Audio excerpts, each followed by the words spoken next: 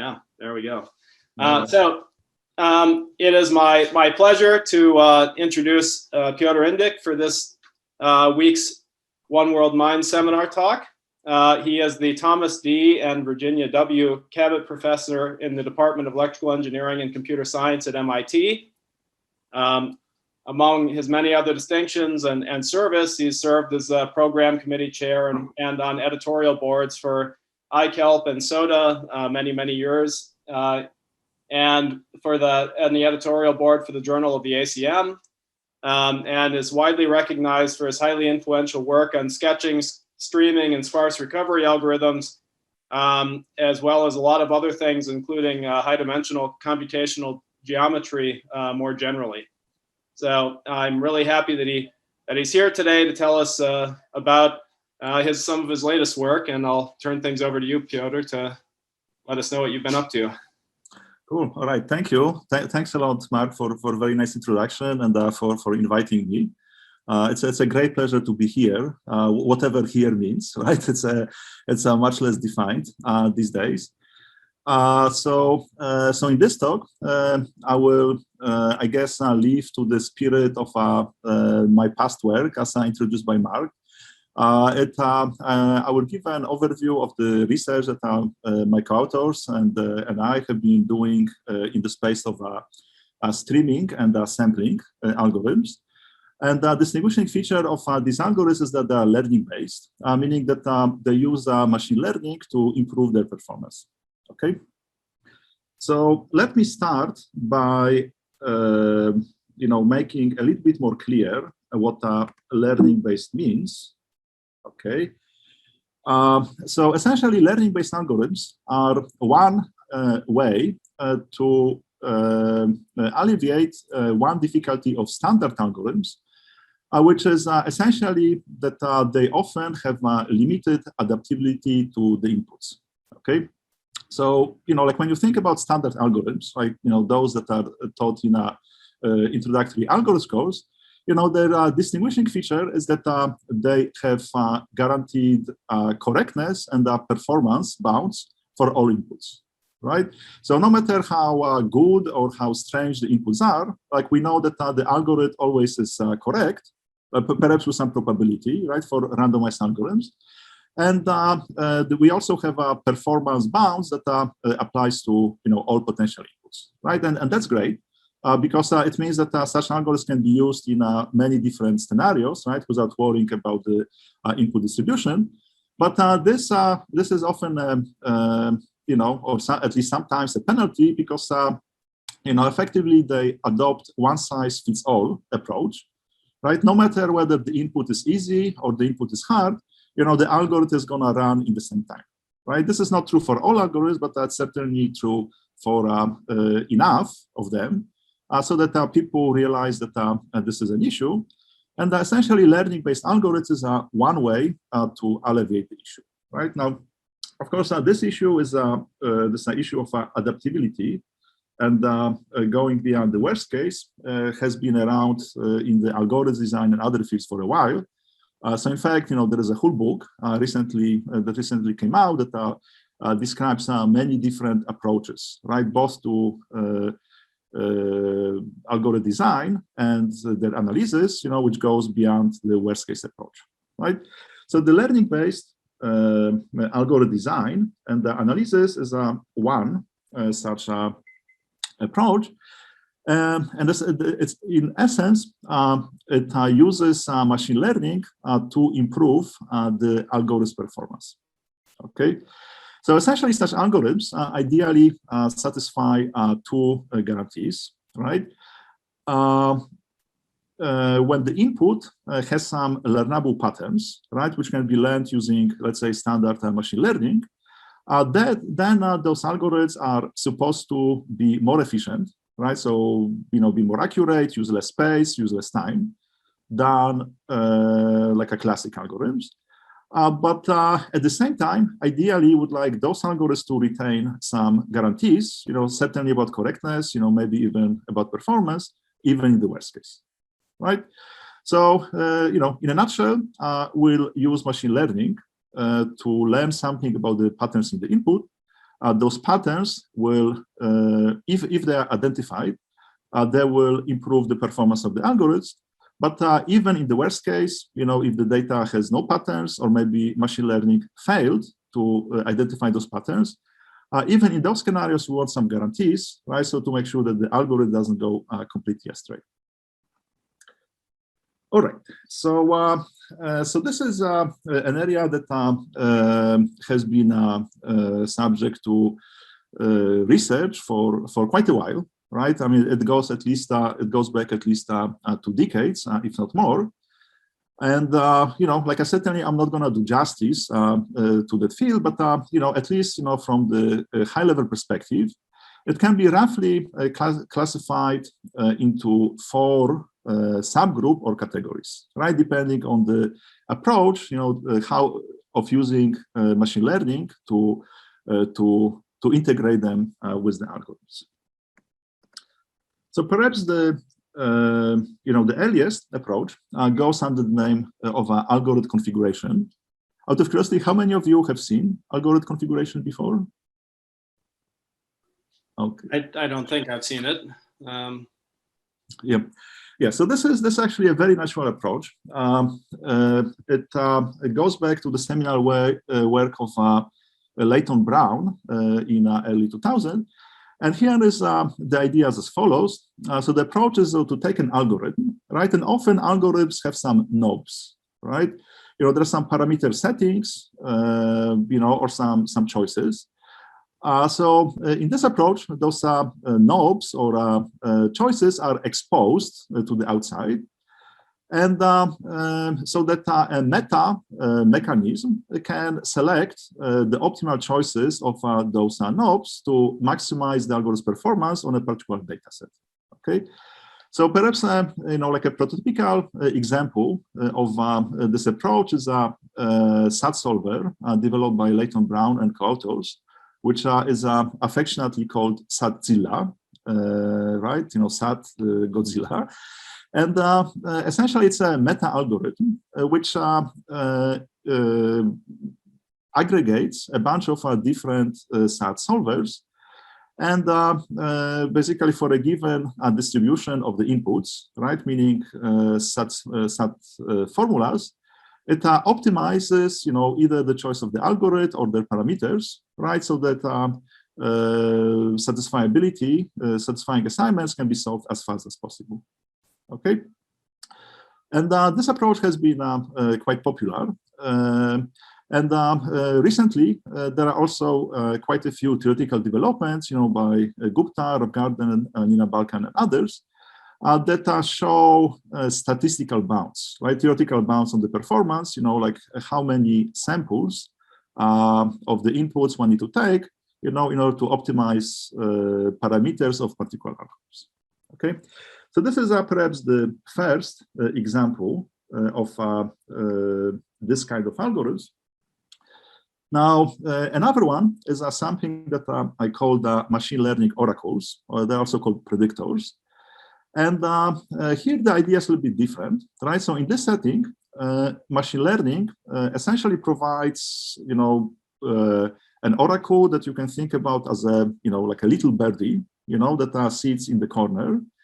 And whenever the algorithm has questions about some particular parts of the input, then it can ask this little birdie for the answer, and the little birdie tries to provide some useful prediction. Okay, so for example, like we are going to see many more examples later in this talk, but for example, given an element, an oracle could try to predict the number of times that element occurs in the input. Okay, so this is another way of incorporating machine learning into algorithm design, and this approach has been much more recent, but nevertheless it has been very successful, right? In particular in online algorithms that goes back to the work of Likoris and Vasilievsky, as well as in designing data structures, such as Bloom filters or binary search trees or and so on. Okay. So this is a second approach to integrating machine learning into algorithm design. Now, yet another approach is something that doesn't really have a fixed name, but I'm referring to it as learned structures, okay? So here the idea, so this approach applies to algorithms, which are essentially, based on some mathematical structure, like for example, a matrix or some function or something like that, okay? So perhaps it would be best to describe it by example, and I'm guessing that many people in this audience are familiar with compressed sensing, right? Where the idea is that you compress high-dimensional vectors into shorter sketches by multiplying them by matrices, right? By the compression matrices. Now, in standard compressed sensing, those matrices are selected at random.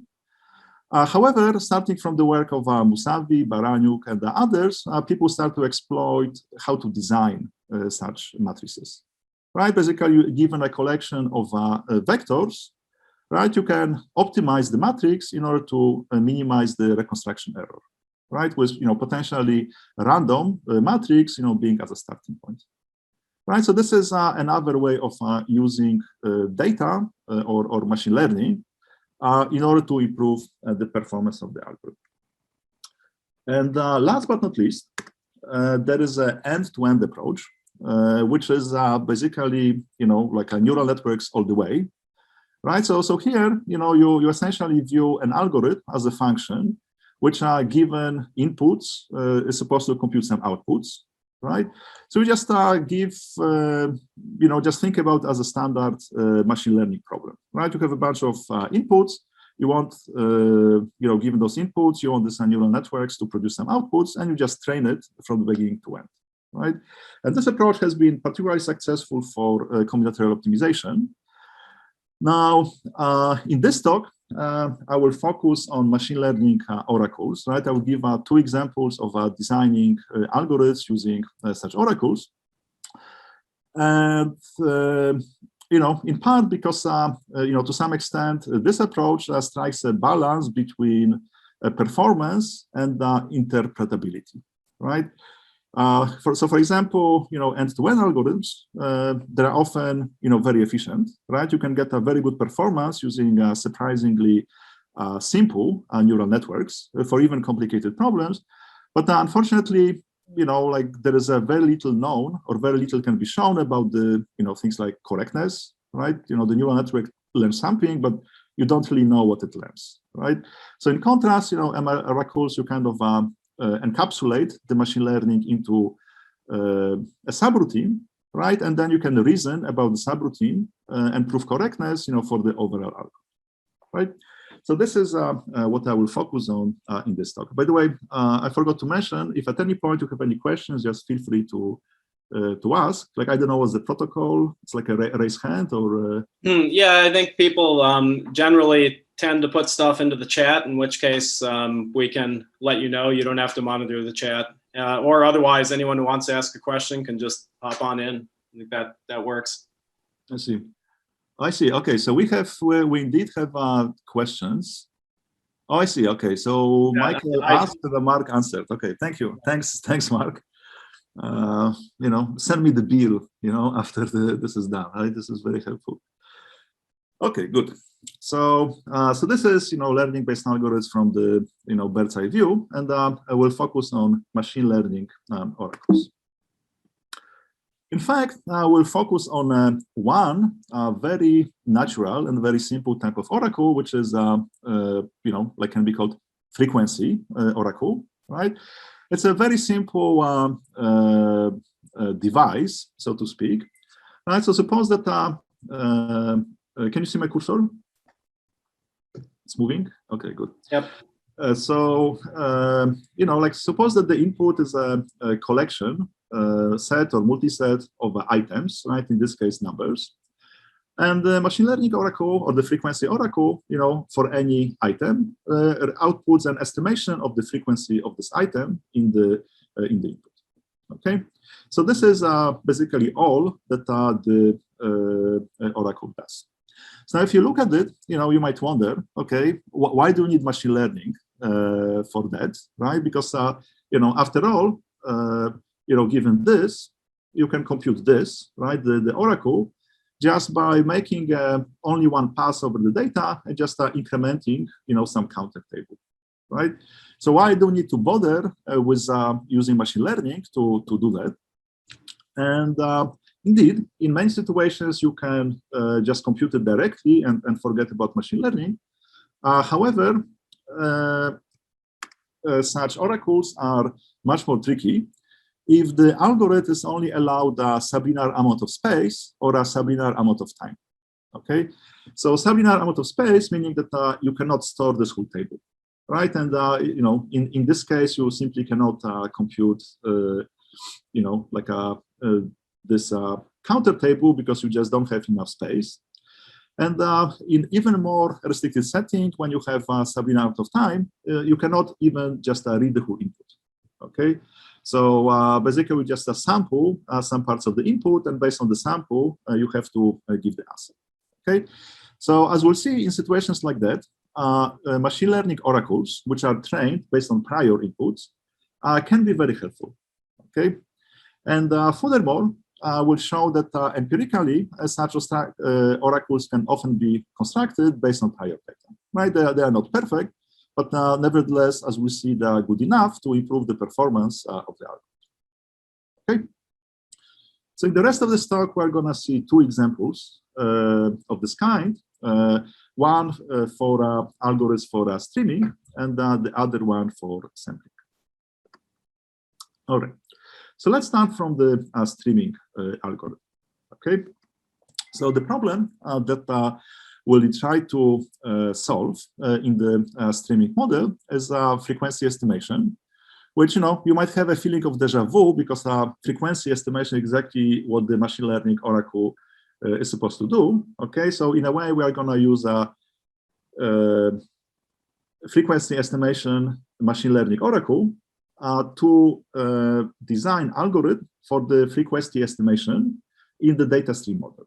Okay, so like you might think that this is like a chicken and egg problem, right? That we are essentially using something to do the same thing, but as you see, it's not the case because the assumptions that we'll need for the machine learning oracle will be very weak, and our final algorithm will actually have guarantees that the original oracle might not have. Okay, but first things first, what is the frequency estimation in the data stream model? Well, again, this is the input. The input is given as a stream. And the algorithm is supposed to make only a single pass over the stream, basically reading the elements one by one. And at the end, it's essentially supposed to supply, frequency oracle, right? Given any element, like 8, it's supposed to report the number of times this element appears in the stream, okay? And this is a streaming algorithm, which means that we can use only a sublinear amount of space, right? We cannot use as much space as the whole input because the input is just too big, okay? So this is what frequency estimation is in the streaming model. And needless to say, counting is useful, right? There are many applications. Perhaps, like a prototypical one is like counting packets in the computer networks, right? So you have a router, lots of packets are coming through it with source and destination. You would like to maintain some information about, how many packets flew between this source and this destination, right? And streaming algorithms are often used because you cannot just store all this information in a router, right? There's simply, too much traffic going through it, right? So streaming algorithms use a sublinear amount of space, which means that you represent those counts using much less space than the whole input. And it's the same problem is useful in many other situations. So because this problem is so popular, it has been well studied. There are many algorithms, right? Count mean, count sketch are some of them. I will not describe these algorithms in detail, but I'm just mentioning it because we will integrate them with the machine learning oracle, right, to improve, the space bounds for both of them. All right, so let's see how we can, let's see how our algorithm works, right? So again, we assume that we have some sort of machine learning Oops. Okay, next slide. So, there's one chat question I could try to answer for you, but maybe you want to answer it yourself. Leonid wants to know if U is finite and if you know what it is in advance or if you have to learn it. Right. So U is a finite. It's typically known in advance, although it doesn't really mean that much because it's probably something like 2 to the 64. So it's finite and it's known, but it's really large, right? Basically, you just assume that all the items can be represented using 64 bits, right? So certainly you cannot use space, which is linear in U. Did I answer your question? Yep, I think so. Very nice. Yeah, finite, but basically infinite or large, right? One has to be careful when talking about infinity. The mathematical. Yeah, I know. That's what the smiley face was for. Cool. Good. So right. So basically, we have this oracle which we trained on our prior inputs, right? Which a given item provides some estimation of the frequency. And essentially, the way we are using this oracle is, like simple, but a little subtle. Okay, so the diagram of the algorithm is on the right side of the slide here. So here is what the algorithm does. Okay, given any element in the stream, the first thing that it does, it runs it through the oracle, which tries to detect or tries to predict whether the item is light or heavy. Okay, so in this case, we don't really need to estimate the frequency. It's just a classification problem, right? So light means that we predict that its frequency is below some threshold, while heavy means that we predict that it's above some threshold. Okay, so this is the first thing that the algorithm does. And depending whether the item is a heavy or light, the algorithm does somewhat different things. Okay, so light items are fed to a standard streaming algorithms like count mean or count sketch. Okay, on the other hand, heavy elements are allocated like a completely separate bucket, right? Separate counter together with a hashed ID. And basically from now on, those elements will be counted exactly, okay? So this is basically the whole algorithm, right? It integrates standard streaming algorithms with the learned oracle, right, in this particular way. Okay, so what is the rationale behind this approach? Well, without delving into details of the Erlang algorithms, the essence of this approach is as follows, right? So count mean or a count sketch, right? Meaning one of these algorithms that we are using here, on a very high level, uses hashing to compress the whole universe into a much smaller counter table. Okay, so you take this big universe, potentially to the 64, and you compress it into a much smaller array of counters, which actually can be stored. Okay, and then every time you see an element, right, you hash it to the table and increment the counter. Okay, so this works. Unfortunately, whenever you have hashing, you have collisions, right? You can have two items which are mapped to the same entry. And this means that the counter basically sums up the frequency of all of those items, okay? And collisions are a problem because anytime you have a collision, it causes an overestimation, right? Because different frequencies are summed together. And particularly problematic are collisions with heavy items, right? Because if your item collides with something which is very heavy, then the overestimation goes up by a lot, right? This heavy item basically pollutes the count of everything else. So essentially, what this design tries to do, it tries to separate heavy items from the light ones to avoid collisions with the heavy items, right? Because if the machine learning oracle predicts correctly, then those heavy items are put here and are counted exactly, and they no longer interact with the remaining items. In particular, they don't collide with the light items that we store here. Okay. So this is the basic idea behind the algorithm. I don't see any questions, so I'm just gonna move on. So I guess this intuition explains why, if the machine learning oracle is good, we can improve the performance, right? Basically, we separate, heavy from light to avoid, pollution.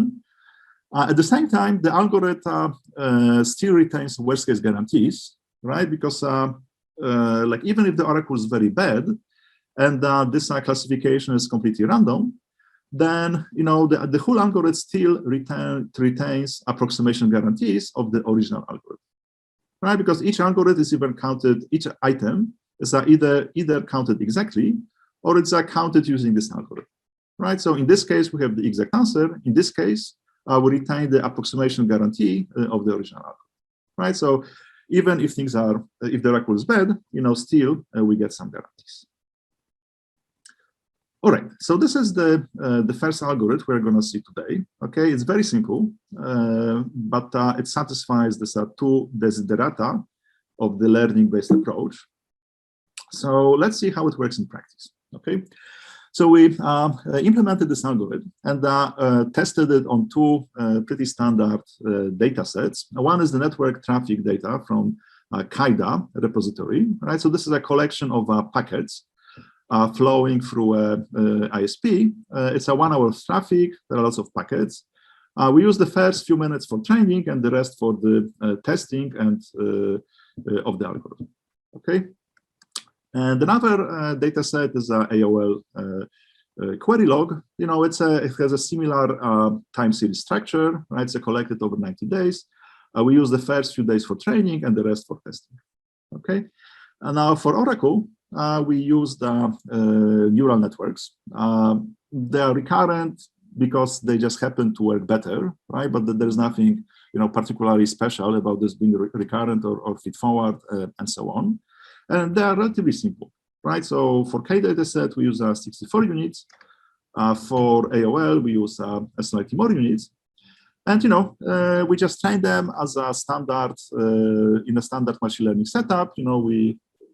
For each element, we compute the frequency, and we tried those recurrent neural networks to predict the frequency for those elements. Okay. So this is this is the result that we got. Okay. So for simplicity, I'm only showing the plots for count sketch. For count mean, it's similar. There are two plots here, one for inter-KAIDA data and one for AOL. And you can see that there are 4 curves on each plot, but the most important ones are this dashed blue, which is a standard count sketch, and solid red, which is the learning augmented count sketch. Okay, so basically these are curves because they provide trade-off. Given amount of space, what is the average error? Okay.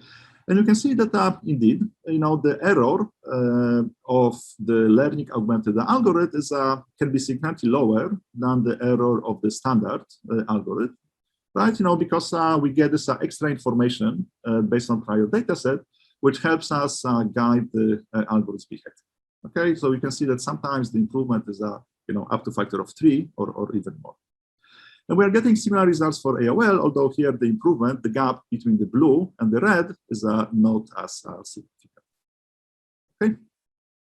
So basically the summary that, indeed, these learning oracles can be useful, right? Because they can decrease the error for the same amount of space. Okay. So can I ask a question about the training, how long it takes to train the oracle on the first 5 days of data or whatever else? It doesn't take 5 days, but it takes a lot. Okay, so basically in terms of deployment, it would make more sense in like you train your data maybe overnight based on the previous week or maybe 1 day of stuff, and then deploy the algorithm, the same algorithm you train throughout the day. Yeah. I have, like, at the end, I have a summary of pros and cons of learning-based approaches, right? And improved performance during the test time is the pro. The con is the training time is the con. Yeah. So I have another question, but before I ask it, Apurv is asking, does the space also include the space to learn the oracle? Yes. So more specifically, let's see where it is. Right. So classifier space is amortized over multiple minutes, right? So basically, we are training one oracle for, I guess, 60 minus 7 minutes, right? So it's the same oracle for these are different minutes, right? So we are amortizing the space over sketches computed and stored over each minute. Right. So yes, so that amount is included in this process. And then my next question is, there are these nice sublinear time compressive sensing methods that could probably find the heavy elements for you, maybe. Is that not a viable kind of approach? I guess it's a frequency counting problem, so it's a little different. Yeah, forget it. Yeah, so it's actually one could it actually makes perfect sense. So in fact, if you look at these algorithms, which I'm just name dropping, right? I'm not defining them. I mean, they can be viewed as solving a compressed sensing problem, and and one could imagine using some other compressed sensing methods to do the same thing, right? But there has to be sublinear, right? Because like the vectors are just too big, right, to the 64.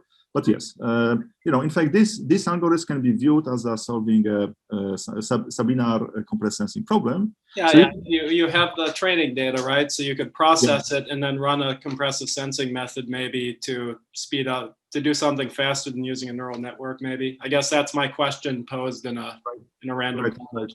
Yeah, so we try to substitute, like count-mean oracle for to improve count-mean, right? And it works, but we didn't get as good results as with machine learning. Yeah, but it's definitely it's a very modular thing, right? So you can play with it, replace various subroutines. Thanks. All right. For some reason I cannot advance. Okay, good. Okay, good. So these are the results that we got, and okay. So one can ask, okay, what can we prove in theory, right? Because so far everything was empirical. So for theoretical proofs, we need some assumption. Perhaps the most significant assumption is that we need to assume that the data has the frequency of the data has a Zipfian distribution, right? Which effectively means that on this plots here, like the histogram is a straight line with a slope -1, right, on this log-log plot. And we also need to assume something about the oracle, right? And so basically we assume that the oracle returns an estimate with a constant approximation, okay? This can be relaxed, but let's just start from that. Now, once we make these assumptions, we can analyze the expected error that, let's say, count-mean does versus our algorithm, which uses oracle.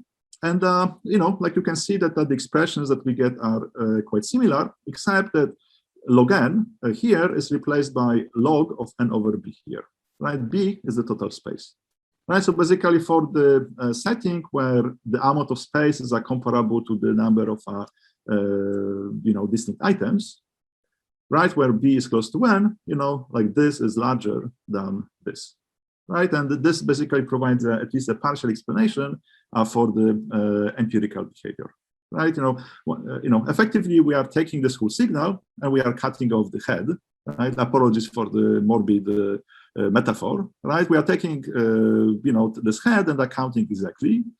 And this reduces the total mass of everything, right? And essentially this is what makes this log n, become a log of n over p. All right, so this pretty much concludes the first part of my talk. How are we standing with time? Yes, this is your half an hour plus a few minutes warning. Okay, perfect. Okay, good. So Yeah, like let me know if I'm like maybe 5 minutes to the end, right? Yeah. Okay. Can do. Yep. Good. So this thing. So this concludes the first algorithm. So in the next part, let me describe a second algorithm, and this time not in the streaming setting, but in the sampling. Right. So we cannot even read the whole input; we can just sample it. And we'll focus on support size estimation, also known as a distinct element problem. Right. These two problems are very closely related. So what's the setup of the distinct elements? Well, again, the elements, the input are a bunch of elements from some universe U. And, like I'll emphasize that this is a multiset, right? It can contain repetitions, right? If there are no repetitions, the problem is trivial. And what we want is to estimate the number of distinct elements in this set. Okay, just removing all the duplicates. And again, this is very natural statistics, right? So, like one anecdotal example is, okay, if you are a website administrator, right, you would like to know, you would like to estimate how popular this website is.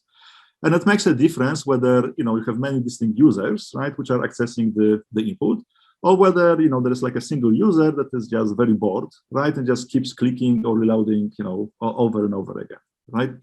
So, so that's, to do that, you need a solve the distinct element problem, right? And, like another example, which is actually, older, it's pre-web, suppose that you want to estimate the number of distinct species in a given habitat, right? So what happens, you see an owl, maybe you see an eagle, then you see another owl, another owl, and so on. And based on this sample of a species, you want to estimate how many different species are there in the habitat, right? So, it's a very fundamental problem in biology. So this question, and its many variants have been very well studied, right? It goes back, research goes back to the work of Fisher in statistics. Now, in this talk, I will focus on distinct elements estimation as a computational problem. Right, so given the input, we want to estimate number of distinct elements. This problem has been studied in the streaming model, but this is not what we focus in this paper. In this paper, we focus on the sampling model, right? Meaning that we want to estimate number of distinct elements by sampling a sublinear number of elements from the input. Okay, so a closely related. In fact, one can view it as an alternative formulation of this problem is a support size estimation. Right, so here we assume that we are given a sample access to an unknown distribution with the promise that each atom in this distribution is either 0 or its value is at least, some fraction, like 1 over n. Right, and this corresponds to the setting where you sample from some data set. Right, and then in this case, pi is just the empirical probability, basically the fraction of times this element occurs in the data set. Okay, now technically, like this n here and this n here can be different, right? Because this is the universe size, and this n here is the total number of elements in the data set, right? But for simplicity, I'm just gonna use the same. Sorry, I'm just trying to move the Zoom stuff. We just make them equal just to reduce the notation. Okay, and then the goal is to estimate the support size. Okay, number of items whose probability is greater than 0 up to plus minus epsilon n, where epsilon is a parameter, right, which governs the accuracy. Okay, so this is the problem that we are trying to solve.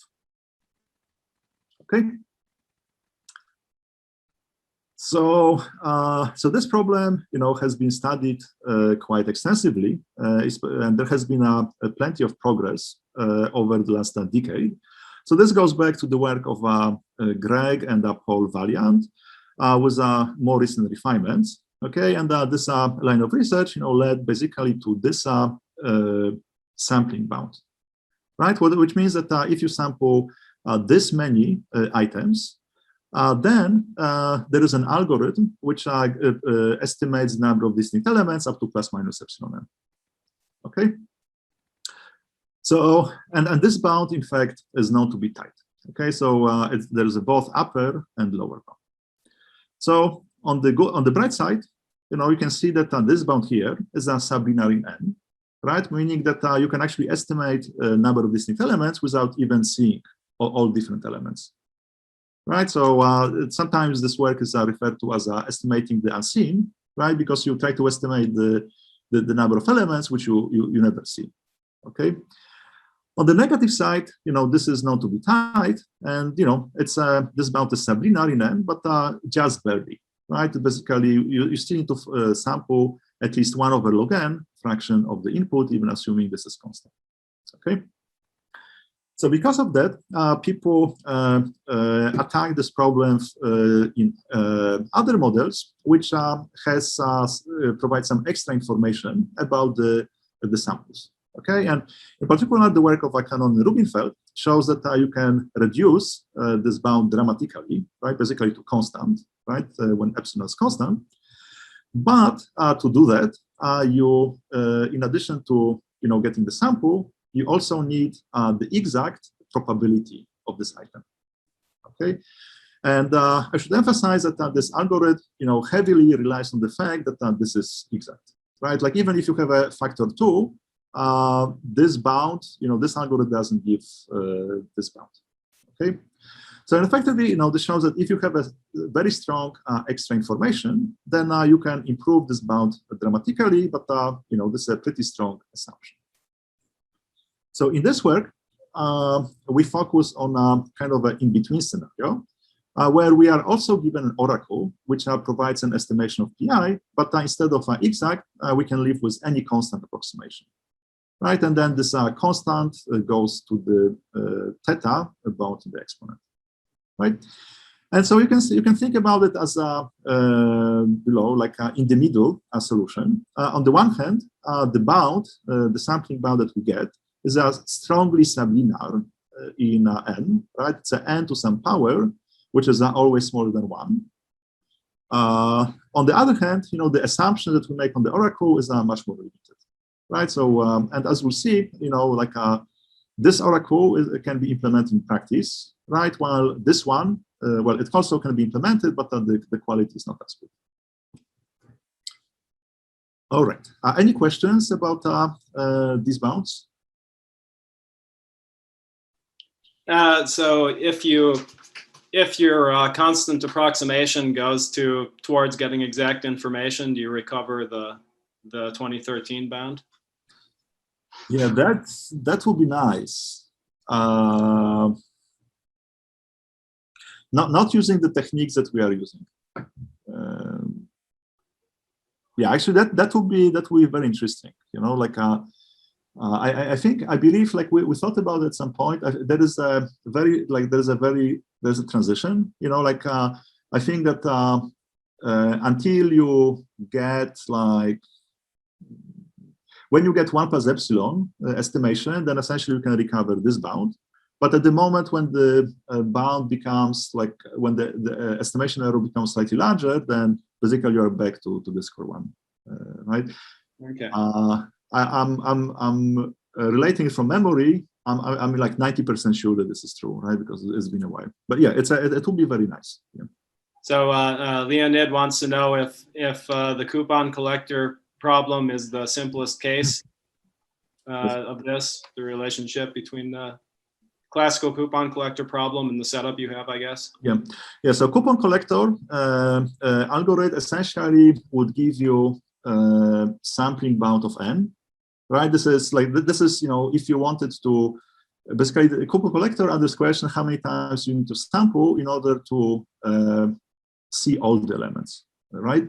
So in a way, so this is a natural approach, but unfortunately, the number of samples is at least as large as elements, right?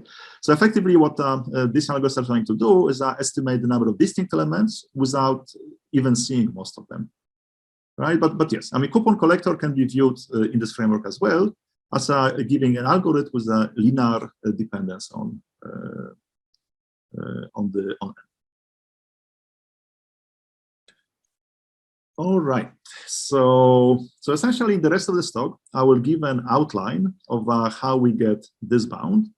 Now, our algorithm heavily builds on Yang algorithm. So in fact, for most of the reminder, I'll just try to describe how Yang algorithm works, and then briefly I'll mention what are the key differences which reduce this bound. Okay. Oops. All right. And this is, just a summary of what we're trying to do, right? This is the model. We are sampling from this distribution. This is the theorem. And as we see later, if we have time, empirical results. All right. So a quick primer of how the Yang algorithm works. Okay, so first we need some notation. Capital N will be our number of samples. And capital N subscript I is the number of times we see element I in the sample. So, obviously, Ni is distributed, has the distribution, which is nice. But unfortunately, Ni's are not independent, right? Because if we see more elements of one type, it probably means that we are going to see fewer elements of another type, right? And that creates complications when you try to bound variance of the estimator. So instead, we are going to use a standard technique called Poissonization. And here, instead of drawing a fixed number of samples, we draw, the number of samples is basically a random variable from this distribution. And then it's, almost immediate to see that Ni also have Poisson distribution, and more importantly, they are independent. Okay, and this is going to make life easier for the variance estimation. All right. So now, how does the estimator look like? Right. So this is the quantity that we want to estimate. Right. For each non-zero item, we want to add 1. So we are trying to estimate it using an estimator of this form. Okay. So what is happening here? So first of all, we extended the sum to the whole universe, right? Because we don't know a priori, the support. And we are summing this quantity, where h is a function that we'll define in the next few slides. But for now, we just assume or constrain it so that h of 0 is equal to -1. Okay. So basically, what this means is that if you have pi equal to 0, then of course Ni is also equal to 0, right? You cannot see something that has property 0. And since h of 0 is -1, this one and -1 cancel out. And basically, this means that, effectively the sum is still over the support. Okay. So the elements which are not in the support are not bothering us anymore. And for the elements which are in the support, we would like this to be as close to 1, meaning I would like this to be as close to 0 as possible. Okay. So basically, over the next few slides, we'll build this in order to get the desired guarantee. And the expected bias, right, between the truth and the estimator, right, is basically equal to this, right? Binarity of expectation, we can focus on the expected bias per each Ni. And since we know that the Ni follows the Poisson distribution, right, it means that the expected value of h of Ni is basically upper bounded by this quantity, right? Like in reality, there's also this thing here, but it's an upper bound, so we can skip it. And basically, what you see here is, we're just using the fact that this is a Poisson, Ni follows Poisson random variable, right? We have this, h, k is the potential values, probability of Ni being equal to k is this much, right, times this, right? So this is the expectation, which is basically a polynomial of pi, I guess, of infinite degree. Okay, and our objective is to come up with h such that like this thing here, right? This polynomial is as small as possible for all values, for all probabilities in the range from 0 to 1. Okay. So, you can see that ultimately, we are going to use Chebyshev polynomial somewhere, right? Because, that's what approximation theory tells us. And indeed, we'll see it in just 2 slides. Now, let me mention that, of course, in addition to bias, we also cared about variance. But for simplicity, I will just forget about the variance. Okay. All right. So how do we design those coefficients H? Well, first, we'll take care of the so-called the heavy elements. Heavy means probability is at least this, okay? If probability is large, then, if we sample n elements, then just by concentration, we know that ni is going to be at least log n, okay? Which means that for those elements, we can get zero bias simply by setting all the h's for large values of k to 0. Right? Because if I is heavy, then with very high probability,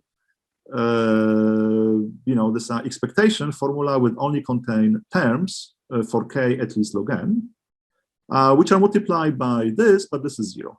Right? So basically, if we set high h's to 0, then it means that the bias of heavy elements is equal to 0. Okay. So this means that now we just have to worry about bias of the light elements, right, which is basically equal to this, right, because now we cut these h's, we have non-zero values of h's only up to log n. Okay. And so, effectively, this is our goal, right? We want to choose h, right, which are coefficients of this polynomial. With this extra constraint, to minimize its supremum over the range between 0 and 1, okay? In fact, now we don't have to worry about the whole range from 0 and 1. We only have to worry about the range from 1 to n to this much. Right, 1 to n, because we know that every non-zero element has mass at least 1 over n. And this, right, because we already took care of the heavy items, right, by basically setting this h to 0. Right, so basically we only have to worry about probabilities in this range, okay, and we want to minimize this supremum value. So not surprisingly, it boils down to Chebyshev polynomials, right? It's known that there exist polynomials such that if the degree is L, we want to minimize supremum over range L to R, you can get this much. Okay, this is just standard Chebyshev polynomial results. And in the Wagner case, the degree is log n. This is the range over which we want to minimize the supremum, right? And we want this quantity here to be smaller than epsilon.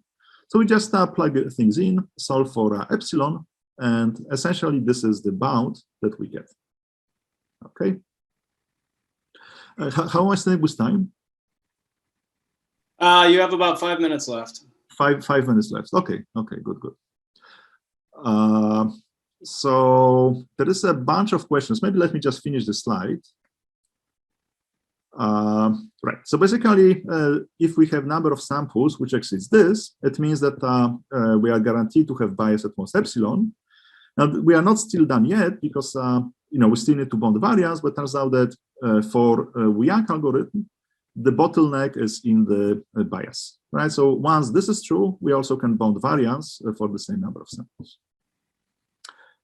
And effectively, so this is everything that I described so far is Wagner. Now, in our case, the main difference is that we actually know something about those PIs, right? So we don't have to, we can, we don't have to allow it to range, all the way from here to here. Okay. Instead, by modifying the algorithm, we can effectively assume that we, perform this estimation only for the range where the, like the ratio of the right to left is constant. Okay. And this means that this is a shorter interval, which means that, this is also smaller, and this lets us use smaller degree and get a better bound. Okay. So this is the main reason. At least the main intuition why this works. All right, so let's see how the algorithm works. All right, so basically the first step in our algorithm is we assign each probability into a bucket, right? Which each bucket corresponds to interval of this form. Right, the first interval is 1 over n to b over n. B is the approximation, right? The second is b over n to, I guess, the cube over n, and so on, right? So each element is assigned to one of those intervals. And now we compute Chebyshev estimator as before for each interval. But the good news is that now these intervals are actually much smaller than in the previous case, which means that we can actually get a good estimation using much fewer samples. Okay, and then at the end we return the sum of the estimates. So basically, this is the the basic idea behind the algorithm. I'm not gonna really do the rest of the analysis you can see in the paper. Now, let me just mention a difference from Wu-Yang. So unlike in Wu-Yang's, which was where the bottleneck was bias, here the bottleneck is variance. Okay, so if we only care about having correct expectation, we could actually have much fewer samples, right? But of course, we want to have also bounded variance, right? And the need to bound the variance basically defines this bound. Okay, yeah. So here are sample results.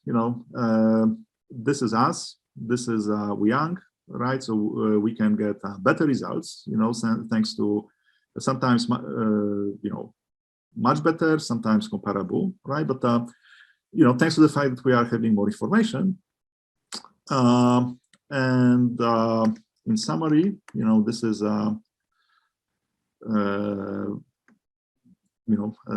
essentially just a summary of the talk.